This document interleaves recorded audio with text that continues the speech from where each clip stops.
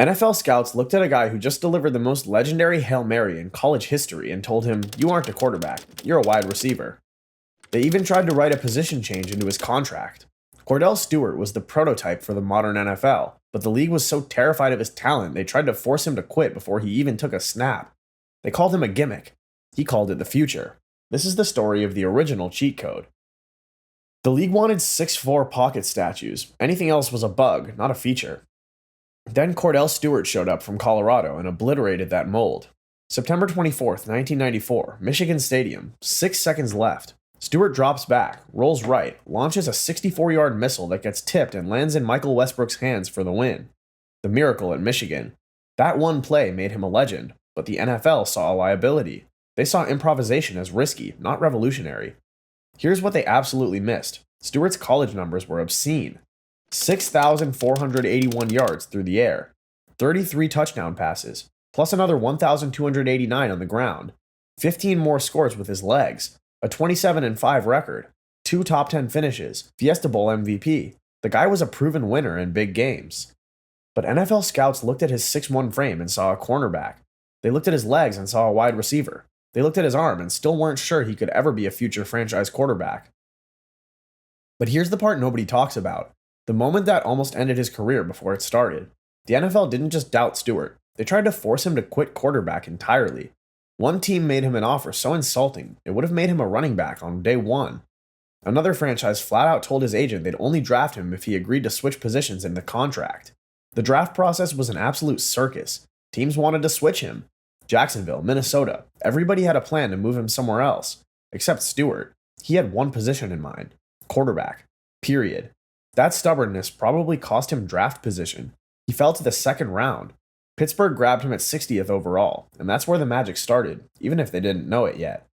Because the Steelers didn't know what they had either. Not at first. Neil O'Donnell was the established starter. Stewart was supposed to be the gadget. But here's where Bill Cowher got creative.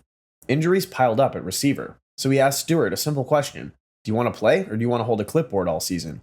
Stewart didn't hesitate. He was tired of standing on the sideline in khaki shorts watching other guys make plays. Myron Cope, the legendary Steelers radio voice, had to invent a new language just to describe what he was watching. He called him Slash. Quarterback / wide receiver / running back. The name stuck because the role didn't exist yet in NFL vocabulary, and in his rookie year, Stewart proved it wasn't a novelty act or some gimmick package. Look at the receipts. 1995, he throws a touchdown. He rushes for a touchdown. He catches a touchdown. All in the same season. 14 receptions for 235 yards, 15 carries for 86 yards, 7 pass attempts, 1 touchdown throw. This wasn't a circus trick. This was real meaningful production, and it happened during an 8-game winning streak that carried Pittsburgh all the way to Super Bowl 30. His incredible versatility became the catalyst for that entire run. Why did it work? Because defensive coordinators were completely lost, forcing 240-pound linebackers into man coverage and safeties to play run support against a guy with a quarterback's field vision. It was total personnel chaos. Pure coverage nightmares. The Steelers exploited it ruthlessly, and defenses had absolutely no answers. But here's the thing about breaking the game. The league always finds a way to patch the glitch. And the person who started the patch wasn't a defensive coordinator studying film until 3 a.m. It was his own coaching staff. The warning signs first flashed in that very same Super Bowl run. The league couldn't categorize him. Was he a quarterback with extra skills, or an extra weapon who happened to have a quarterback's arm? That confusion became a trap, because when you don't fit in a box, the NFL doesn't expand the box to accommodate you. They try to shrink you until you fit their predetermined mold. And the Steelers' own commitment started wobbling right from the very start. One week they'd design plays to maximize his mobility and create mismatches.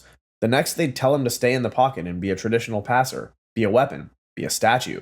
That mixed messaging began before he even became the full-time starter, and it would ultimately define his entire career trajectory, setting up the volatility that was coming.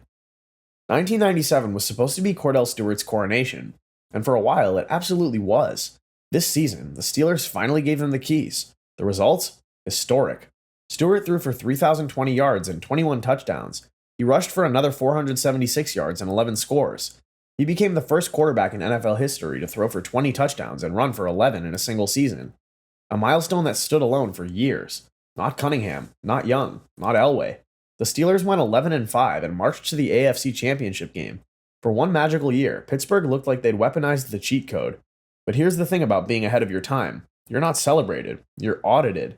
Every single thing you do gets put under a microscope that was never designed for players like you. In Stewart's case, the league's microscope looked at one thing: proof that mobile quarterbacks were a fad, a gimmick, a mistake. And the microscope didn't stop at the field. In a blue-collar town like Pittsburgh, whispers travel fast. Rumors started circling, ugly personal rumors that had nothing to do with football. Stewart later said it felt like a death sentence for a young black quarterback trying to lead that franchise. Fans who once cheered his electric runs started booing him off the field. He walked through the tunnel after one loss with beer being poured on him and racial slurs being hurled his way. The city that loved Slash was turning on the man behind the nickname.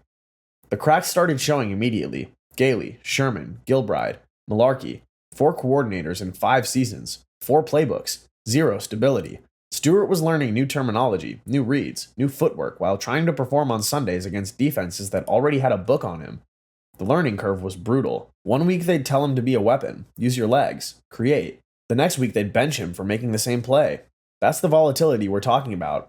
Highs that felt like a highlight reel, lows that got remembered like a crime scene. And then came 2001, and for one perfect season, Pittsburgh finally stopped fighting the cheat code and just let it rip. Mike Malarkey gets the credit here. He looked at Stewart and didn't see a project that needed fixing. He saw a weapon that needed designing around. Malarkey built an entire system based on movement. QB draws weren't desperation plays anymore, they were staples. Rollouts weren't afterthoughts, they were the foundation. Quick decisions, split-second choices, pass or run, let the defense guess wrong and pay for it.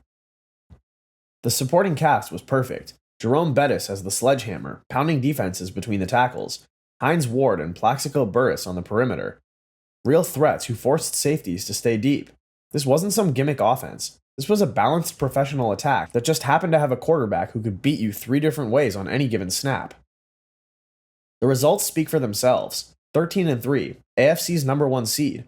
Offense ranked 3rd in the entire NFL. Stewart, career-high 3,109 passing yards, 14 touchdowns through the air, 5 more on the ground, 537 rushing yards, tops among all quarterbacks that year.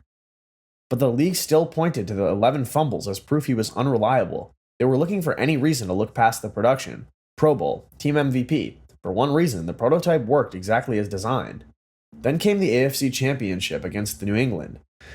And this is where the narrative got hijacked. Stewart's stat line was ugly. 3 interceptions, 2 fumbles, 0 touchdowns. The loss got pinned on him completely, but what if I told you the real culprit wasn't even on the field for most of those mistakes? Here's what got memory hold. Pittsburgh's special teams gave up 2 touchdowns, including a blocked field goal return that created a 10-point swing in a game decided by 1 score. The blame landed on Slash, but the math says otherwise. Mobile quarterbacks don't get that nuance. They get the blame. The benching came fast in 2002. After an 0-2 start and some early struggles, Tommy Maddox took over. Just like that, the Slash era in Pittsburgh was over. The Steelers moved on. The league moved on. And the most ironic part? They started building exactly what Stewart had proved could work. Designed runs, mobile quarterbacks, dual threat systems. The traits that teams now draft in the top 5. Athleticism, improvisation, the ability to stress defenses horizontally and vertically. Those are the same traits they tried to sand out of Kordell Stewart's game. But don't get it twisted. This isn't about saying he would have been Lamar Jackson. It's about recognizing that the same skill set that gets celebrated today got treated like a liability in the 90s. Stewart was the bridge. He connected Cunningham and Young's improvisation to the modern designed run system we see now. He absorbed all the resistance so the next generation wouldn't have to. Kordell Stewart didn't fail the quarterback position. The position just hadn't caught up to him yet. Drop a comment. Would you build a modern offense around 97 or 2001 Kordell, and why? Hit subscribe and hype this video for more takes on the forgotten innovators who changed football before the league was ready.